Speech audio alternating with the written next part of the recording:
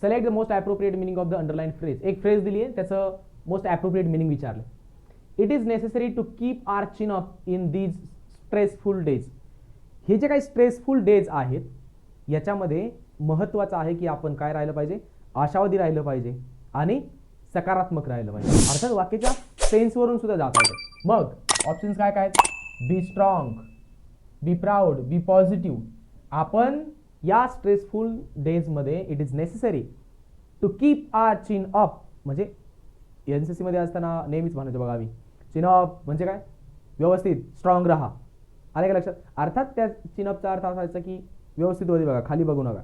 परंतु to keep one's chin up म्हणजे काय, to be strong and to be hopeful or positive.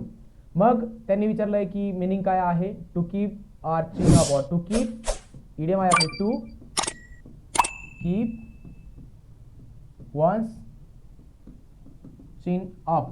या इडियमचं मिनिंग आहे to be strong and to be positive. मग आपला आन्सर काय असेल, 1 and 3. So this is the correct answer. बघा हे दोन मिनिंग्स होत आहेत म्हणून मी यांना राईट केलेलं आहे, परंतु आपलं ॲक्च्युअल आन्सर काय आहे, answer option 4 is the correct answer.